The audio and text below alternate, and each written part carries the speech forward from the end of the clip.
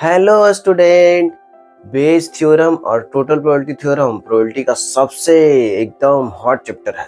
अब इसमें ऐसा हो रहा है कि बहुत सारा क्वेश्चन इसी से आ रहा है, लेकिन तब भी क्वेश्चन नहीं बन रहा। क्यों ऐसा हो रहा है? क्योंकि आप इसको भी क्लियर नहीं कर रहे हैं। जब पता है कि ये बार बार आ रहा है तो ये तो क्लियर कर लीजिए। अब ये कैसे क्लियर करिएगा? तो सबसे पहले ये समझते हैं कि टोटल प्रोबेबिलिटी थ्योरम होता क्या है और बेस थ्योरम क्या होता है। तो थ्योरी इसका ऐसा है, ऐसा लैंग्वेज रहेगा कि आपको एकदम लगेगा कि बहुत डिफिकल्ट है, इसका क्वेश्चन लगता है आपसे बनेगा ही नहीं। तो इसीलिए थ्योरी ज़्यादा इसमें ना पढ़ के सीधे प्रैक्टिकल में चलते हैं कि क्वेश्चन जैसा आएगा तो उसको कैसे तोड़ेंगे, कैसे बनाएंगे। थ्योरी पढ़ने पे इसका एकदम मन खराब हो जाता है, लेकिन क्वेश्चन जब बनने लगता है तो मन अच्छा हो जाता है। तो हम आपका मन अच्छा करना चाहते हैं, क्वेश्चन बनाना है कैसे ये सिखाना चाहते हैं। तो एक एग्जाम्पल बहुत रिलेटेड लेना चाहते हैं हम। जैसे मान लीजिए कि आप आईटी का तैयारी कर रहे हैं और आपका सपना है कि आईटी में चले ही जाएं, लेकिन ये भी पता है कि आप मन से नहीं पढ़ रहे हैं। तो अगर मन से नहीं पढ़ रहे हैं तो आईटी जाने का चांस कमते जाएगा। लेकिन ऐसा भी होता है कि कोई नहीं भी पढ़ रहा हो तो आईटी चला जाता है। क्यों? बहुत सारे कारणों के कारण। अब बताइए कि क्या क्या है। तो मान लीजिए सिचुएशन ऐसा है, सिचुएशन कुछ ऐसा है कि आप यहाँ पे स्टूडेंट हैं। तो स्टूडेंट एक ऐसा है कि जो पढ़ता है और नहीं पढ़ता है। तो एक इवेंट अगर मान लीजिए कि E1 हो गया। E1 एक इवेंट है कि स्टूडेंट पढ़ाई करता है, अच्छे से पढ़ाई करता है। ये हो गया, अच्छे से पढ़ाई करता है। तो दो ही चीज होगा, या तो करेगा या तो नहीं करेगा। तो दोनों कैसा इवेंट हो गया? E1 है कि अच्छे से पढ़ाई करता है और E2 क्या है कि अच्छे से पढ़ाई नहीं करता है। तो जब अच्छे से पढ़ाई नहीं करेगा, पढ़ाई नहीं करता है, तो जब नहीं करेगा तो क्या होगा? एक दूसरे का कैसा ये है। अब बस ये समझ लीजिए कि E1 और E2 आपस में कैसे हैं। तो क्या दोनों में कुछ इंटरसेक्शन है? बिल्कुल नहीं है। अगर हम पढ़ रहे हैं और नहीं पढ़ रहे हैं, दोनों में कुछ भी इंटरसेक्शन नहीं है। तो यही होता है कि टोटल प्रोबेबिलिटी थ्योरम और बेस थ्योरम में लगाने के लिए जो इवेंट E1 और E2 होना चाहिए, E3 होना चाहिए। आपस में अगर 3 इवेंट दिया रहेगा, इस बार 2 ही इवेंट है, तो सब आपस में म्यूचुअली एक्सक्लूसिव और म्यूचुअली एग्जॉस्टिव भी होना चाहिए। म्यूचुअली एक्सक्लूसिव का ये मतलब है कि कुछ भी इंटरसेक्शन, कुछ भी कॉमन ना हो। और एक्सक्लूसिव का मतलब है कि सब मिला के प्रोबेबिलिटी कितना हो गया? 1। तो अगर पढ़ाई करता है और नहीं पढ़ाई करता है, दोनों के अगर मिला देंगे तो प्रोबेबिलिटी कितना हो जाएगा? 1। जैसे यहाँ पे देखिए, स्टूडेंट जो है हमारा पढ़ाई करता है, E1 इवेंट होने का कितना चांस है और E2 इवेंट होने का कितना चांस है। तो मान लीजिए कि आप पढ़ने वाले लोग हैं, तो आपका अगर पढ़ने का चांस 3/4 है, तो नहीं पढ़ने का चांस अपने आप कितना हो जाएगा? 1/4। इस तरीके से आ जाएगा कि पढ़ने का जितना चांस है 1 माइनस नहीं पढ़ने का चांस उतना हो जाएगा। अब यहाँ पे देखिए, आप पढ़ रहे हैं, मान लीजिए पढ़ाई हो रहा है, तो आईटी में जाने का जो प्रोबेबिलिटी है, ई जो है, ई इवेंट एक डिफाइन करते हैं। ई इवेंट ये है कि आईटी में चले जा रहे हैं, आईटी में जा रहे हैं। तो जा रहे हैं तो कौन रोक रहा है आपको? नहीं पढ़िएगा तो कैसे जा पाइएगा। तो आईटी में जा रहे हैं अगर इवेंट ई है, तो यहाँ पे देख पा रहे हैं कि पढ़ाई कर रहा है, तो आईटी में जाने का कितना चांस, ई इवेंट होने का कितना चांस और ई इवेंट होने का कितना चांस। और अगर नहीं पढ़ाई कर रहा है तब भी कुछ चांस हो सकता है कि बन जाए। ई इवेंट हो रहा है और ई इवेंट नहीं हो रहा है। तो यहाँ पे देख रहे हैं कि ई इवेंट है कि आईटी में जा रहे हैं। तो यहाँ पे ई पे ऐसे कम्प्लीमेंट लग गया, मतलब नहीं जा रहे हैं। और यहाँ पे भी ई जा रहे हैं आईटी में और ये नहीं जा रहे हैं। तब बताइए, अब आपसे मान लीजिए दिया हुआ है कि अगर आप पढ़ रहे हैं तब ई में कितना जाने का चांस है। तो मान लीजिए कि ज्यादा चांस है, 9/10। पढ़ाई कर रहे हैं तो आईटी में जाने का ज्यादा चांस है। तो क्या हो गया? 9/10। तो अगर 9/10 जाने का है तो नहीं जाने का कितना होगा? कभी कभी मान लीजिए कि आपका लक साथ ना दे, या तो एग्जाम के दिन तबीयत खराब हो जाए, तो उस कारण से आईटी में नहीं जाने का चांस भी कुछ तो है, ऐसा नहीं कि 0 है। अब यहाँ पे पढ़ाई नहीं किया है, लेकिन तब भी जाने का कुछ ना कुछ चांस तो होगा। क्यों होगा? क्योंकि तुक्का भी तो चलता है। 1/5 है, मान लीजिए कम है, कम प्रोबेबिलिटी है, बहुत ही कम चांस है जाने का, लेकिन कुछ तो है। तो 1/5 लिख दिए कि 1/5 चांस है कि जाने का। तो नहीं जाने का कितना चांस होगा? 4/5। ऐसे हो गया। अब यहाँ पे बताना है हमको, अब यहाँ पे है कि टोटल प्रोबेबिलिटी थ्योरम कैसे लगेगा, क्या पूछेगा, कैसे निकालेंगे, बेस थ्योरम क्या है, तो सब यहाँ पे पता चलेगा आपको। तो देखिए क्या होगा सबसे पहले टोटल प्रोबेबिलिटी थ्योरम समझते हैं। टीपीटी क्या बोलता है? टीपीटी बोलता है कि आप ये बता दीजिए सबसे पहले कि ई का प्रोबेबिलिटी बता दीजिए, इवेंट ई का प्रोबेबिलिटी बता दीजिए। अब इवेंट ई क्या है? आईटी में जा रहे हैं, तो आप आईटी में जा रहे हैं, इसका कितना चांस है? तो ये किसके ऊपर डिपेंड कर रहा है कि आप पढ़ रहे हैं कि नहीं पढ़ रहे हैं। सीधे आईटी में नहीं जा रहे हैं आप ये जो इवेंट है आईटी में जाने का, वो किसके ऊपर डिपेंड कर रहा है कि आप पढ़ाई कर रहे हैं कि नहीं कर रहे हैं। तो अगर आप पढ़ रहे हैं तो उस तरीके से भी आईटी में जा सकते हैं, और अगर नहीं पढ़ रहे हैं तो उस तरीके से भी आईटी में जा सकते हैं। तो यहाँ पे टोटल प्रोबेबिलिटी थ्योरम लगता है कि अगर ई का प्रोबेबिलिटी पूछ रहा है तो हम देखेंगे कि स्टूडेंट यहाँ है तो यहीं से स्टार्ट करेंगे, यहाँ से स्टार्ट करेंगे, यहाँ कैसे पहुंचेंगे।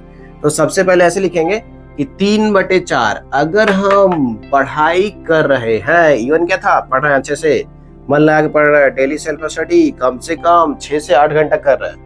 तो सबसे पहले पढ़ने का चांस, अगर पढ़ रहे हैं तो आईटी में जाने का चांस इनटू दोनों को गुना करेंगे, क्यों गुना करेंगे? क्योंकि दोनों एक के बाद एक हो रहा है।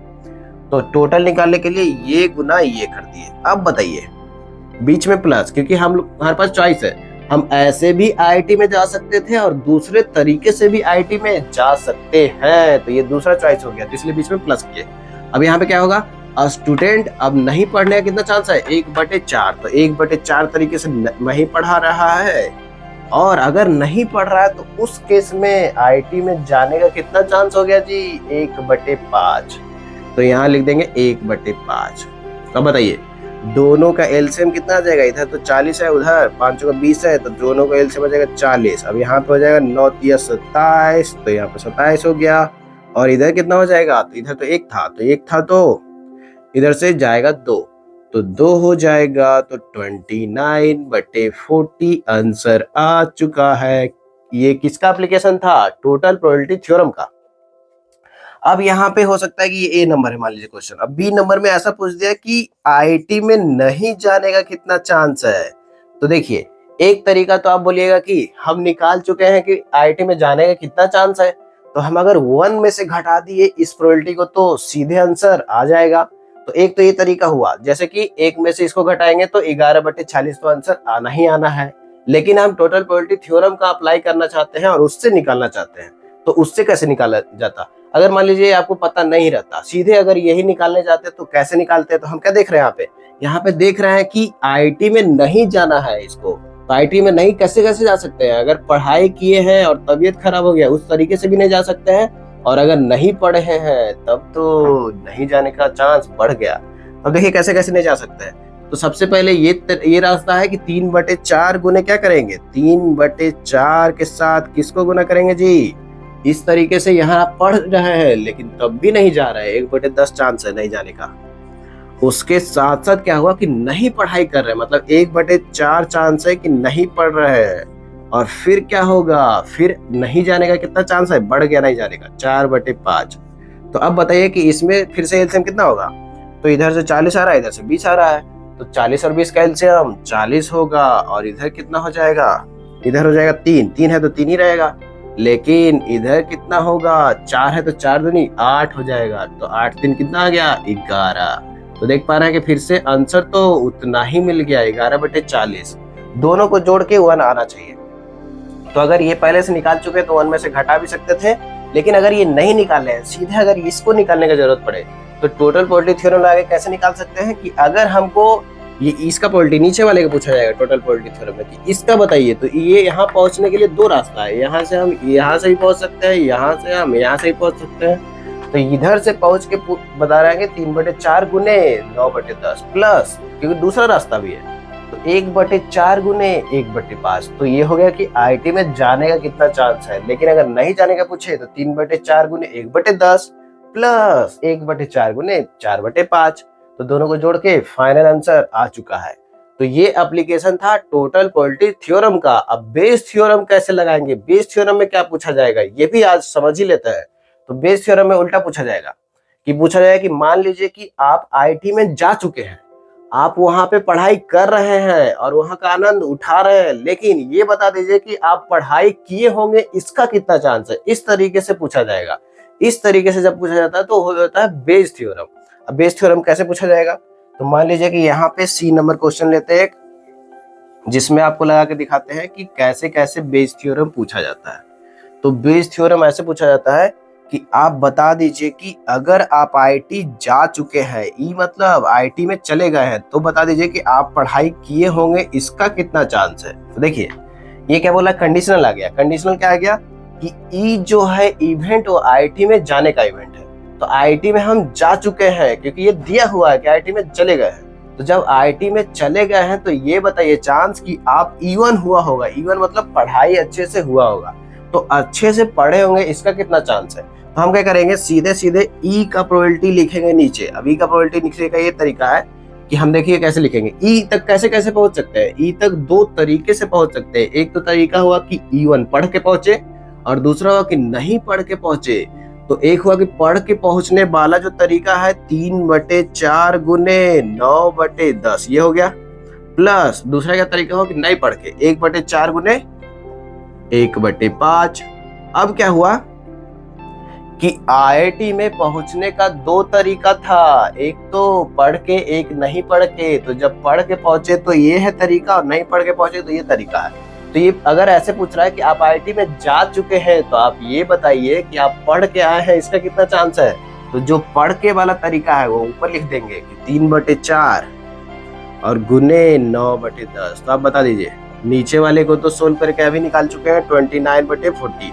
तो नीचे तो 29/40 ही आएगा, और ऊपर कितना आ जाएगा, यहाँ पे 27/40 आ जाएगा। तो फाइनल आंसर कितना आ रहा है, 27/29। तो ये किसका चांस हो गया, ये उसका चांस हो गया कि आप आईआईटी में जा चुके हैं, तो आप पढ़ के गए होंगे, इसका कितना चांस है। तो इस टाइप का जब क्वेश्चन पूछता है तब बेस थ्योरम लगता है कि ये इवेंट हो गया है। अब बताइए कि इस तरीके से हुआ होगा, इसका कितना चांस है, उस तरीके से हुआ होगा, इसका कितना चांस है। तो ये जब आता है तो बेस थ्योरम। तो अगर सिंपल पूछे कि आप आईआईटी में जाने का कितना चांस है, तो हो गया टोटल प्रोबेबिलिटी थ्योरम। अगर ये उल्टा करके पूछे कि आप आईआईटी में जा चुके हैं, तो ये बताइए कि आप पढ़ के आए होंगे, इसका कितना चांस। तो ये क्या हो गया, बेस थ्योरम। ये भी पूछ सकता था कि अब आप आईआईटी में जा चुके हैं तो बिना पढ़े हुए चले गए, इसका कितना चांस। तो यहाँ से भी एक में से घटा सकते थे, लेकिन हम यहाँ पे बेस थ्योरम को लगा के निकालना चाहते हैं। तो देखिए कैसे निकालेंगे बेस थ्योरम को लगा के। अगर आपसे पूछ दे सी नंबर में ऐसा,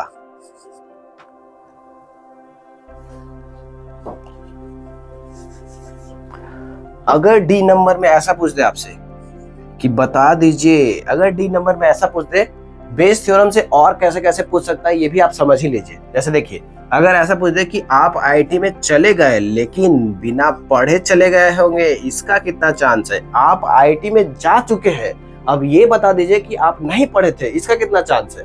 तो कैसे निकालेंगे, तो पीई जाने का कितना चांस, तो फिर से लिखेंगे 3/4 इंटू 9/10 प्लस और जाने का कितना चांस है, इधर से भी जा सकते हैं 1/4 गुने 1/5, 1/4 गुने 1/5। और ऊपर क्या पूछ रहा है कि कैसे गए होंगे बिना पढ़े, तो बिना पढ़े वाला ले लो ऊपर। तो 1/4 गुने क्या हो जाएगा 1/5। तो कितना जाएगा फाइनल आंसर, इसका फाइनल आंसर आने वाला है 1/20 है। और नीचे जो आने वाला है वो कितना आने वाला है, नीचे जो आने वाला है यहाँ से 40 और यहाँ से 20, 9×27 और इधर से 2 29। तो ऐसा 40 आने वाला है। 20 से 40 तो 2 ऊपर चल जाएगा, तो 2/29 आने वाला है। तो इस तरीके से बेस थ्योरम को अप्लाई करेंगे। अब यहाँ पे बेस थ्योरम में ऐसा भी पूछ सकता था, मान लीजिए कि आप नहीं आईआईटी में पहुंचे तो नहीं पढ़े होंगे, इसका कितना चांस है। आप आईआईटी में नहीं पहुंचे तो आप पढ़ाई किए होंगे, इसका कितना चांस है। ये दो तरीके से भी पूछ सकता है। तो मान लीजिए कि आपसे अगर ऐसा पूछ रहा है ई नंबर में अगर क्वेश्चन ऐसा पूछ रहा है, तो कैसे जवाब दीजिएगा कि अगर बेस थ्योरम का एक एप्लीकेशन ये भी है कि अगर आप आईआईटी में नहीं जा पाए तो बताइए कि आप पढ़ाई किए होंगे, इसका कितना चांस है। तो कैसे बनाएंगे, तो पी ई कॉम्प्लीमेंट ये नीचे है कि आईआईटी में नहीं जा पा रहे हैं, और ऊपर क्या होगा, ऊपर वो तरीका होगा जब हम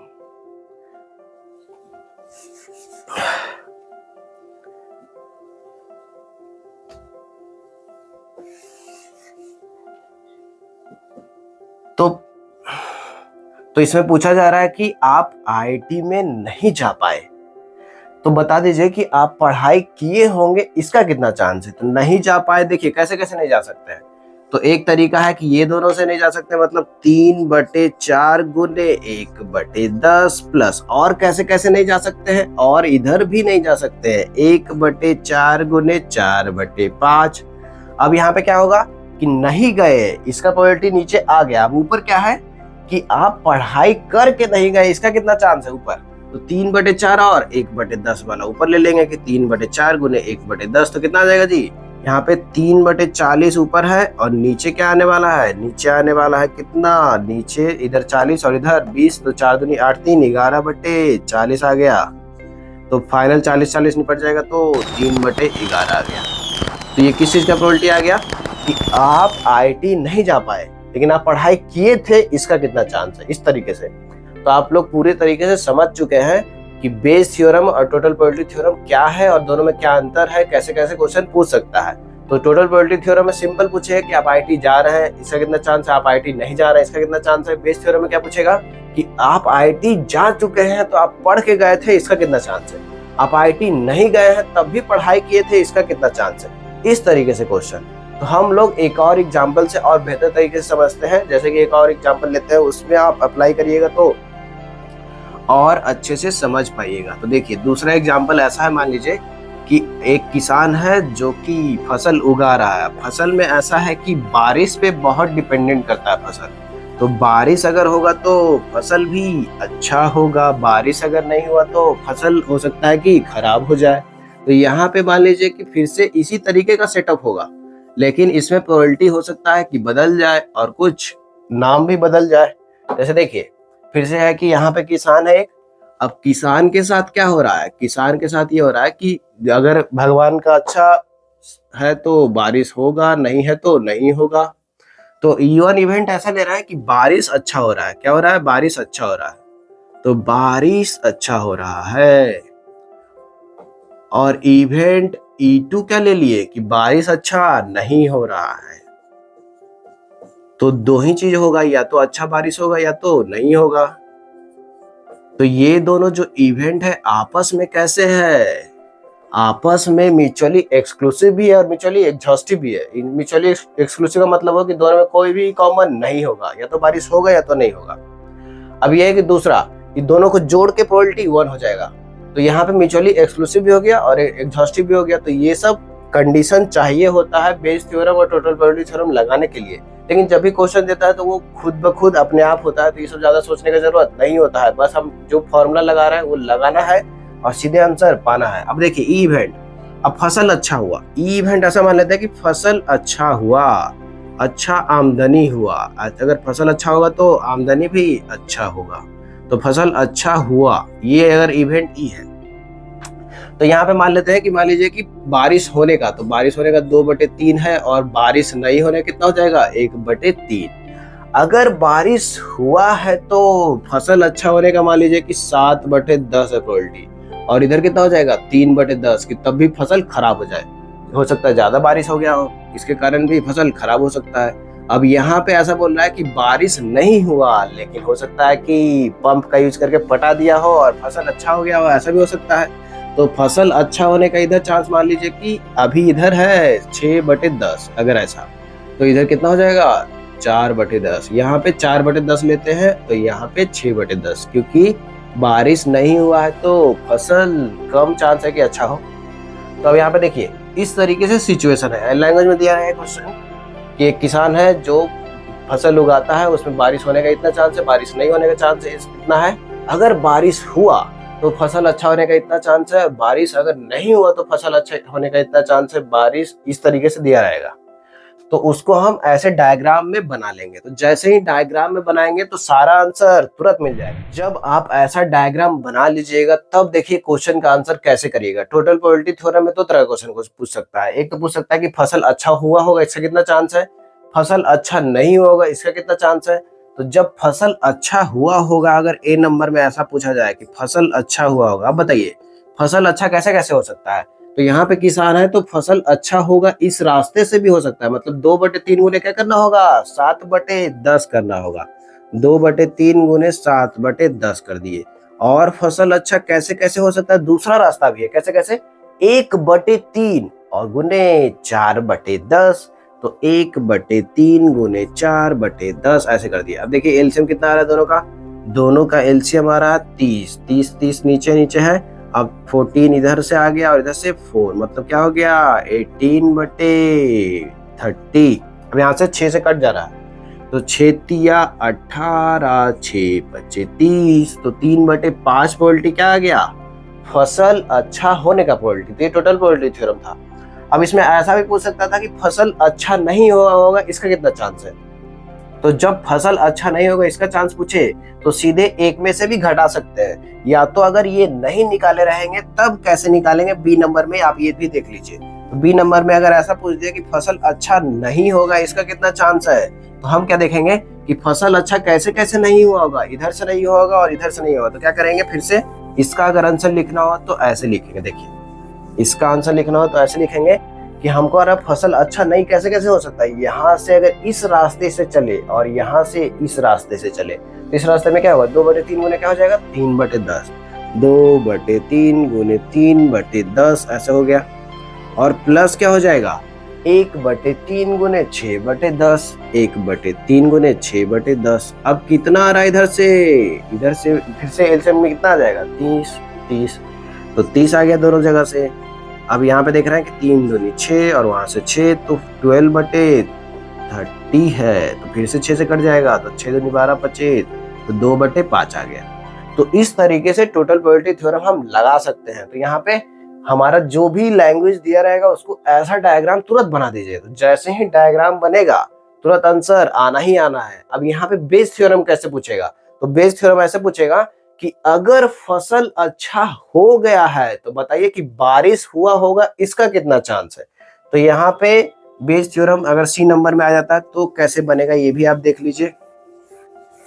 सी नंबर अगर बेस थ्योरम आ गया, क्या आ गया बेस थ्योरम में, बेस थ्योरम में ऐसे पूछा जाएगा कि अगर फसल अच्छा हुआ है तो बता दीजिए कि बारिश हुआ था इसका कितना चांस है। तो हम क्या लिखेंगे, हम लिखेंगे कि नीचे सारा तरीका लिखेंगे कि फसल अच्छा होने का। तो फसल अच्छा कैसे कैसे हो सकता है, फसल अच्छा ऐसे भी हो सकता है और ऐसे भी हो सकता है। तो नीचे टोटल लिख दीजिए कि 2/3 गुने क्या लिखेंगे 7/10, प्लस और कैसे फसल अच्छा हो सकता है, इस रास्ते भी हो सकता है 1/3 गुने 4/10। अब ऊपर बताइए ऊपर क्या आने वाला है, ऊपर आने वाला है कि बारिश हुआ होगा इसका कितना चांस है। ये पूछ रहा है कि अगर फसल अच्छा हो गया, ये बोल दिया आपसे, तो बारिश हुआ था इसका कितना चांस है। तो बारिश वाले रास्ते से फसल अच्छा होने वाला जो है ऊपर लिख देंगे कि 2/3 गुने 7/10।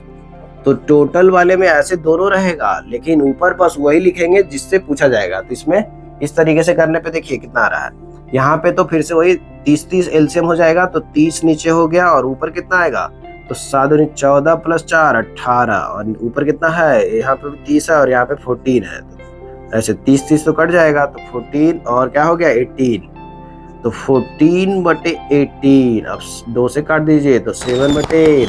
ये किस चीज का प्रोबेबिलिटी आ गया कि फसल अच्छा हुआ था।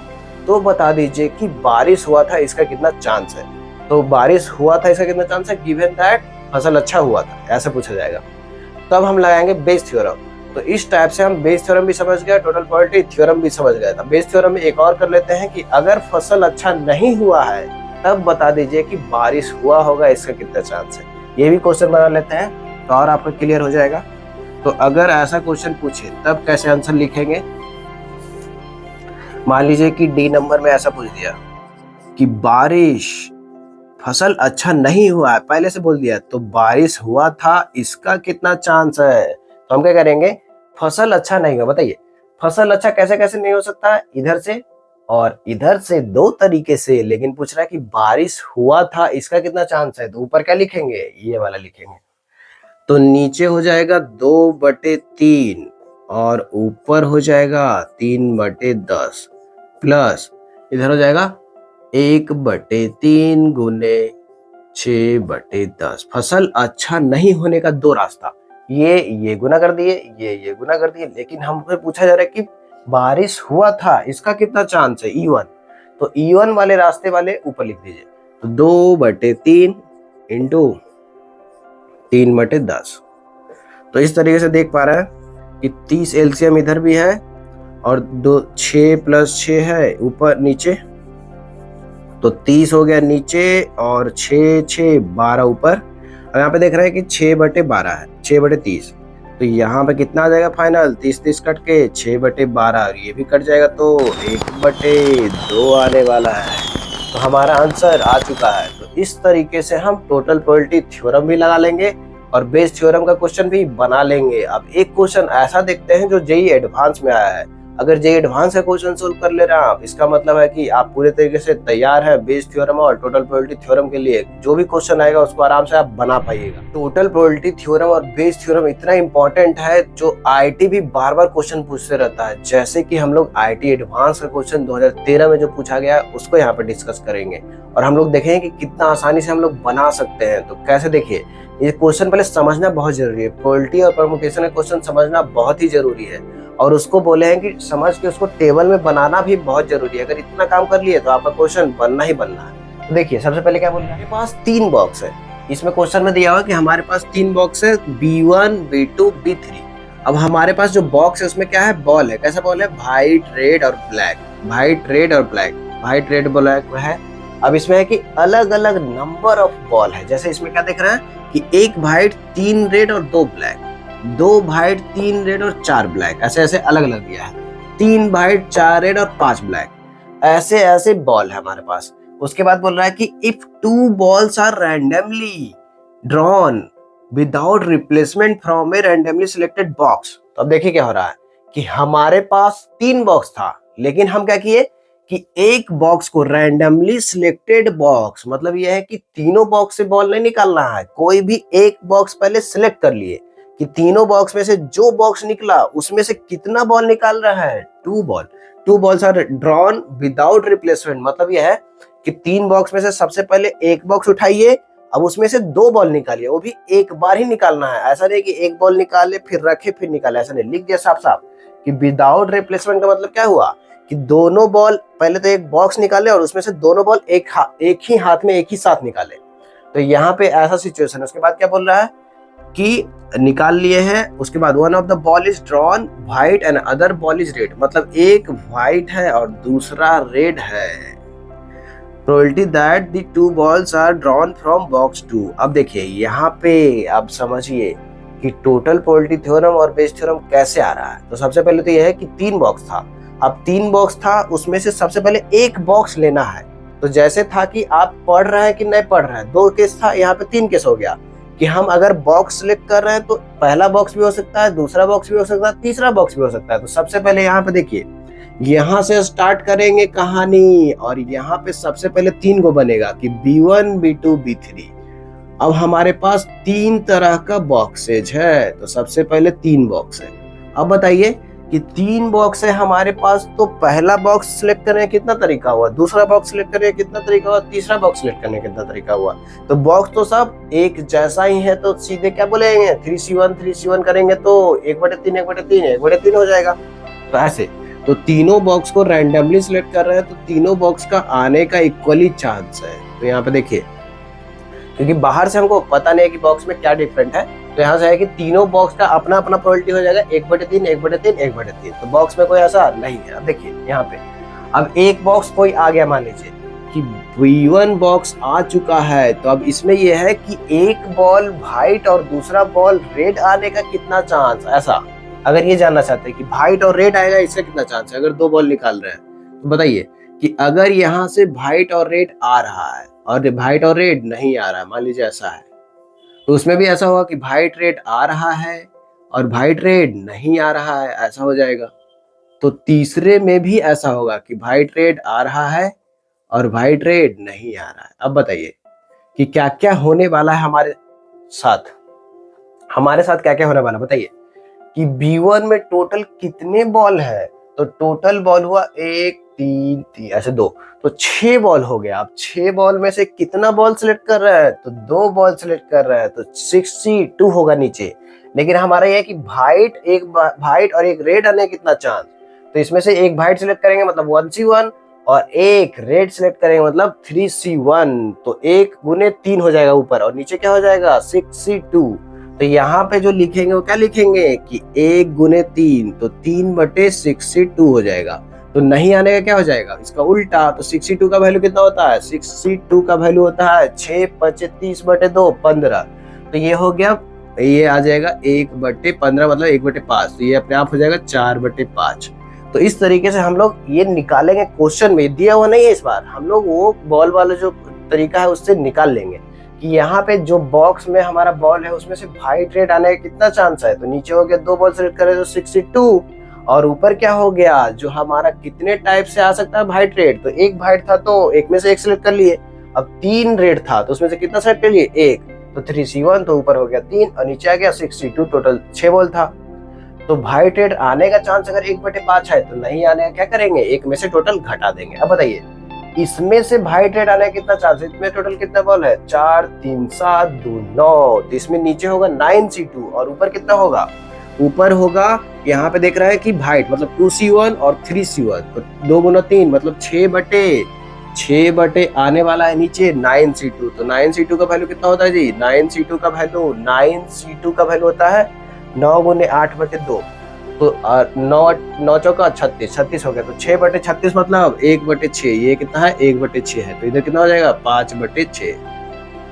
अब उसी तरीके से बताइए कि यहाँ पे एक व्हाइट और एक रेड आने का कितना चांस, तो यहाँ पे ये कर देंगे 4 गुने 3 मतलब 12 हो गया ऊपर, और नीचे कितना आ जाएगा 5 4 9 3 12, तो 12C2 मतलब 11×4 = 66, तो ऊपर आ गया 4 तिया 12, 12/66 हो गया।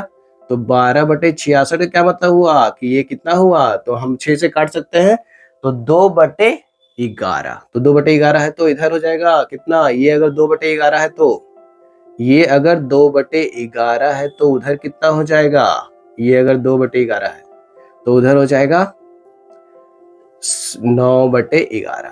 तो इस तरीके से हमारा सिचुएशन आ चुका है। तो अब देखिए कि हम लोग डायग्राम बना चुके हैं, डायग्राम को थोड़ा क्लियर कर देते हैं कि आप लोग देख चुके हैं कि ये 1/6 है, तो ये 1/6 है, हमारा 1/6 लिख देते हैं सीधे सीधे, और यहाँ क्या लिख देते हैं 2/11 लिख देते हैं। तो ये सब प्रोबेबिलिटी बस रफ में निकाल लेंगे जल्दी से। तो यहाँ तक हम लोग पहुंच चुके हैं। अब बताइए कि अब इस क्वेश्चन में पूछा क्या जा रहा था, इसमें क्वेश्चन में पूछा ऐसा जा रहा था कि ऐसा 2 बॉल निकाले रैंडमली सिलेक्टेड बॉक्स में से, तो देखे कि एक व्हाइट और एक रेड है, तो ये बता दीजिए कि वो बॉक्स 2 से आया होगा, इसका कितना चांस है। तो आप समझ चुके हैं कि नहीं समझ चुके हैं कि क्या लगाने वाले हैं, बेस थ्योरम लगाने वाले हैं। कैसे, इसमें से पहले बोल दिया है कि हम लोग को पता है कि एक व्हाइट और एक रेड है, तो बताइए कि बॉक्स 2 से आया होगा, इसका कितना चांस है, यही पूछा जा रहा है। तो सीधे सीधे यहाँ पे आंसर निकाल सकते हैं सीधे। इसमें पूछा जा रहा है कि अगर हमको पता चल गया कि व्हाइट रेड आ रहा है, तो बताइए कि बॉक्स 2 से आया होगा, इसका कितना चांस है। तो नीचे आ जाएगा व्हाइट रेड आने का, तो व्हाइट रेड कैसे कैसे आ सकता है, इस रास्ते से आ सकता है, तो 1/3 गुने 1/5 हो जाएगा, दोनों गुना में आ जाएगा, प्लस और कैसे रास्ते से हो सकता है, तो 1/3 और इधर 1/6, तो 1/3 गुने 1/6, और क्या हो सकता है जी तीसरा रास्ता 1/3 गुने 2/11, तो 1/3 गुने 2/11। अब बताइए कि तीनों रास्ते से व्हाइट और रेड बॉल आ सकता है, लेकिन पूछ रहा है कि B2 से आया होगा, इसका कितना चांस है। तो क्या लगाएंगे, इस वाले रास्ते वाला ऊपर ले लेंगे, तो इधर वाला रास्ता क्या है 1/3 गुने 1/6, तो फाइनल कितना आंसर आने वाला है, नीचे जो एलसीएम लेने के बाद क्या बचेगा, यहाँ पे 3 तो कॉमन निकल जाएगा, तो 3 तो सब जगह से काट सकते हैं, ऐसे ऐसे काट सकते हैं। अब यहाँ पे 5 है, यहाँ पे 6 है, तो 6×5 = 30 और 11 है, तो एलसीएम आ जाएगा 11 गुने 30, तो 330, तो 6×5 = 30 और यहाँ पे 11 था, तो 330 आ गया एलसीएम। यहाँ पे कितना होगा, तो 5 से इसको काट दीजिए, तो 11×6 = 66 आ गया एक जगह, और यहाँ पे कितना आ जाएगा, तो 6 हटा देते तो 55 आ जाएगा, और यहाँ पे कितना आ जाएगा, यहाँ पे आ जाएगा 6×5 गुने 2 60 आ जाएगा, और ऊपर कितना आ जाएगा, ऊपर आ जाएगा 1/6। तो चलिए 1/6 हो गया। अभी ये फाइनल कितना आने वाला है, तो 330 ऊपर चल जाएगा, और वैसे भी 6 से ये कट जाएगा, तो फाइनल कितना आने वाला है 66 प्लस 55 और प्लस 60। तो यहाँ पे 6 5 11 कितना हो गया 1/6। चलिए ऊपर लेके चले इसको। तो 330 बटे नीचे 6 है और यहाँ पे है कितना आ गया जोड़ के। तो यहाँ पे 55 और 66। तो 6 5 11 1 12 121 आ चुका है। अब इसके बाद कितना है प्लस 60। तो 121 प्लस 60 तो 181 आ चुका है। अब यहाँ पे काटिए।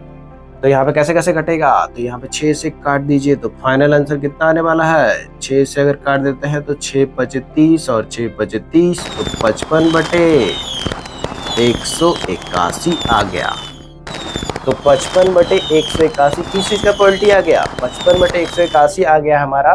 अब यहाँ पे 11 से अगर कटेगा तो काट सकते हैं। तो 11 से नहीं कट रहा है 181। तो 11 से नहीं कट रहा है तो सीधे यही रखेंगे और 5 से भी नहीं कट रहा है। तो 55 बटे 181 क्या आ गया 55 बटे 181 आ गया कि प्रोबेबिलिटी बताइए कि अगर व्हाइट रेड बॉल आया है तो बॉक्स 2 से आया होगा इसका कितना चांस है। तो ये कैसा क्वेश्चन हो गया था। ये क्वेश्चन हो गया था बेस थ्योरम का। इसमें पूछा जा रहा था कि अगर हमारा जो दोनों बॉल है एक व्हाइट और एक रेड है तो बता दीजिए कि दो बॉक्स 2 से आया होगा इसका कितना चांस है। तो इस टाइप से जब पूछा जाएगा तो बेस थ्योरम रहेगा। अगर सिंपल पूछा जाता कि व्हाइट रेड आने का कितना चांस है तब वो हो जाता टोटल प्रोबेबिलिटी थ्योरम का। तो इस तरीके से आप समझ चुके हैं कि Bayes theorem total probability theorem का जब भी क्वेश्चन आएगा तो आप कैसे बनाइएगा।